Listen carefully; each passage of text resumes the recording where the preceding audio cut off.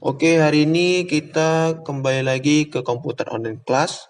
Nah, sekarang kita akan mempelajari tentang tab insert di Microsoft Word. Oke, kita mulai dari pengertiannya dulu. Tab insert ini biasanya digunakan untuk menyisipkan sebuah objek ke dalam dokumen yang sedang kita buat, baik berupa objek gambar, tabel, shape, atau sebuah karakter spesial. Bahkan dengan tab insert tersebut kita bisa menyisipkan link ke dalam file yang berada di luar dokumen. Bahkan dapat terhubung langsung ke internet. Nah, jadi tab insert ini intinya kita di bagian untuk memasukkan sesuatu, mau itu gambar, mau itu tabel, mau itu link atau sebagainya. Nah, di tab insert inilah kita melakukannya. Nah, secara umum perintah yang terdapat pada ribbon di tab insert ini terdiri dari 7 grup.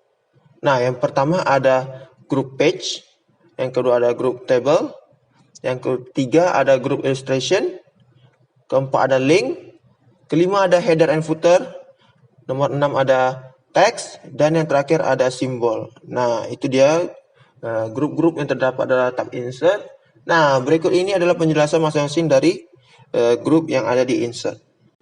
Oke, ke grup pertama ada grup page. Nah, grup page ini ada tiga perintah. Yang pertama ada cover page. Cover page ini digunakan untuk menyisipkan serta memilih jenis halaman sampul. Nah, jadi di cover page ini kita bisa memilih cover di Microsoft Word kita di halaman depan. Nah, kalian bisa pilih cover yang telah disediakan oleh Microsoft Word tersebut.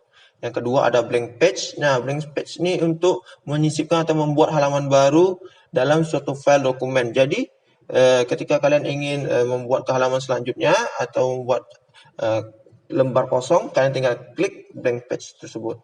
Nah, yang terakhir ada break page. Nah, ini untuk memisahkan suatu halaman file di dokumen. Untuk memisah suatu halaman file di dokumen. Oke. Nah, jadi gunanya ini untuk misalnya kalian ada buat di halaman suatu halaman 2 paragraf. Nah, kalian ingin memisahkan antara paragraf 1 dengan paragraf kedua. Jadi kalian ingin buat di paragraf pertama itu di halaman 1 saja, sedangkan di paragraf kedua mau dibuat di halaman kedua. Nah, jadi kalian tinggal klik di awal paragraf kedua, lalu kalian pilih page break, maka mereka akan terpisah. Seperti itu. Selanjutnya ada group tables. Nah, group table ini ada beberapa perintah juga. Yang pertama ada insert table. Ini merupakan yang kita gunakan untuk menyisipkan suatu tabel melalui dialog box. Nah, jadi kalian bisa menyisipkan tabel di halaman kalian menggunakan kotak-kotak itu tersebut. Jadi kalian buat ke kiri berapa, misalnya mau ke kiri mau 4 kotak, sedangkan ini ke bawah buat 3 kotak atau 5 kotak. Kalian bisa buat di bagian insert table yang kotak-kotak tersebut, atau di bagian insert table yang di bawah itu, yang di atas draw table, itu bisa juga secara manual. Misal kalian mau buat ke samping berapa kotak atau ke bawah berapa kotak. Sedangkan di draw table itu berfungsi untuk menyisipkan tabel dengan menggambar secara manual di area dokumen. Jadi kalau yang draw ini kita menggambarnya secara manual. Sedangkan convert text to table itu digunakan untuk mengkonversi atau mengubah paragraf terpilih menjadi berbentuk tabel. Jadi ketika kalian udah membuat suatu kalimat beberapa baris, nah bisa kalian buat dia terdapat tabel di kalimat-kalimat tersebut menggunakan convert text to table. Excel spreadsheet ini digunakan untuk menyisipkan tabel dengan format lembar kerja Excel. Nah, jadi dia bentuknya lembar kerja Excel, sedangkan quick tables berfungsi untuk menyisipkan jenis tabel sesuai yang disediakan oleh Microsoft Word kita. Jadi dia tabelnya yang disediakan Microsoft Word ini banyak bentuknya. Nah, di situ di quick table itu kita bisa pilih. Lanjut ada group illustration. Nah, di group illustration ini terdapat beberapa perintah juga. Yang pertama ada picture. Nah, picture ini merupakan perintah yang digunakan untuk menyisipkan gambar yang tersimpan di komputer kita. Nah, jadi ketika kita ingin memasukkan gambar di file kita, di paper kita itu, kita bisa pencet icon, picture, dan langsung kita bisa pilih gambar yang ada di dalam komputer kita. Sedangkan di clip art itu digunakan untuk menyisipkan gambar-gambar klip untuk bertujuan ilustrasi yang berkaitan dengan tema yang dibahas dalam dokumen. Nah, kalau clip art ini yang telah disediakan oleh Microsoft, ada beberapa gambar klip yang telah disediakan, kalian bisa pilih juga di sana. Yang kedua ada shape, itu digunakan untuk menyisipkan sebuah objek geometris yang terdapat yang telah memiliki bentuk seperti segitiga, lingkaran, bintang, segi empat, dan lain-lain. Nah, ketika kita ingin membuat pola-pola yang seperti segitiga, lingkaran, itu ada di shape. Selanjutnya ada smart art, berisi fitur untuk membuat gambar terstruktur yang lebih bersifat ilustratif dengan sosok 3 dimensi. Nah, kalau smart art ini dia lebih ke 3 dimensi. Sedangkan chart ini berfungsi untuk menyisipkan diagram yang berkaitan dengan data yang telah dibuat. Jadi, di bagian chart ini, kita harus buat datanya dulu. Kalau ingin membuat ini, misal chart diagram bulat atau diagram balok, kita harus membuat datanya dulu, itu akan terhubung ke Microsoft Excel biasanya. Jadi ketika kita buat klik chart, maka Microsoft Excel akan muncul. Nah, di Microsoft Excel itulah kita membuat data-data, lalu akan berubah menjadi suatu chart. Lalu ada group link. Nah, group link ini juga ada 3 macam. Yang pertama ada hyperlink. Itu digunakan untuk menaut teks atau objek terpilih dengan file lain. Nah, bahkan kita bisa menautkan teks terpilih dengan bagian di situs, website, atau blog. Jadi hyperlink ini untuk tautan teks atau objek. Sedangkan bookmark itu digunakan untuk penanda buku atau sebagai halaman favorit. Jadi ketika kita ingin menandakan suatu halaman favorit di bagian bookmark. Sedangkan terakhir ada cross reference, itu digunakan untuk membuat referensi atau rujukan antar file. Dengan fasilitas ini, kita dapat membuat rujukan ke footnote atau endnote tertentu di suatu halaman. Seperti itu.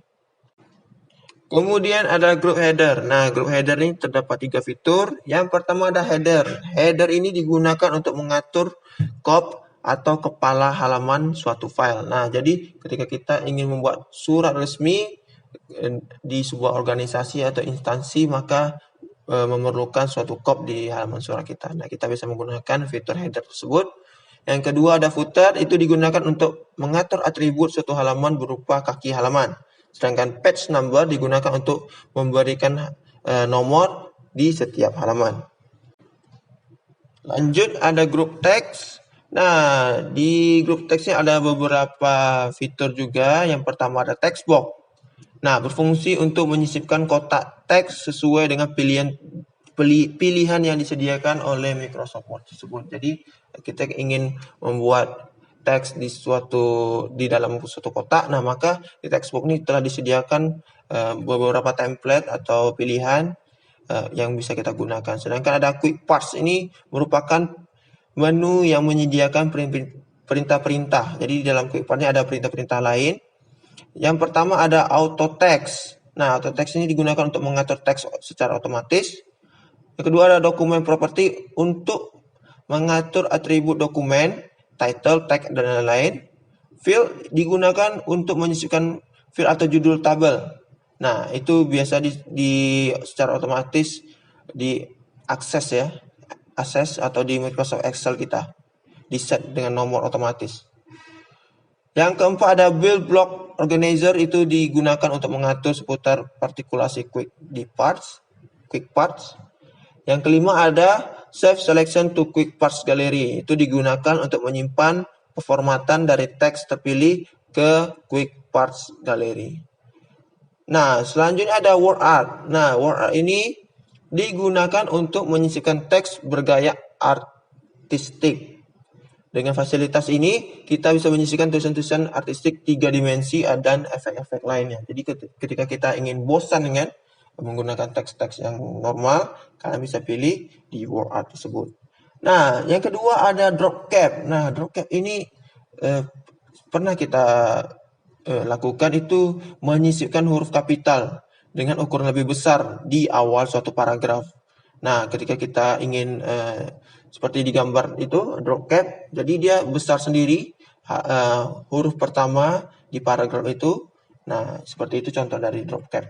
Sedangkan ada date and time itu digunakan untuk menyisipkan tanggal dan waktu terkini sesuai dengan tanggal yang berlaku di sistem.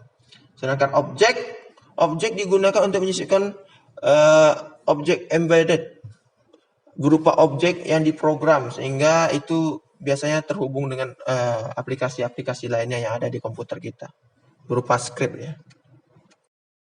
Baiklah, grup terakhir ini ada grup simbol. Nah, grup simbol ini hanya terdapat dua fitur. Yang pertama ada equation.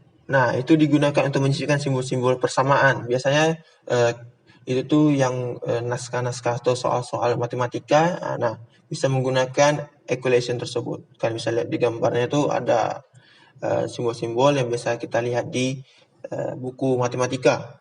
Sedangkan di bagian simbol itu digunakan untuk menyisipkan suatu karakter khusus. Nah, ada karakter khusus seperti centang atau yang lain-lain. Nah, itu bisa juga kita masukkan sisipkan di bagian simbol. Oke, sekian dulu materi dari pengenalan tab insert Microsoft Word. Semoga materi ini bisa menambah wawasan kalian tentang penggunaan Microsoft Word. Oke, terima kasih. Sampai jumpa kembali di pertemuan selanjutnya. Bye-bye.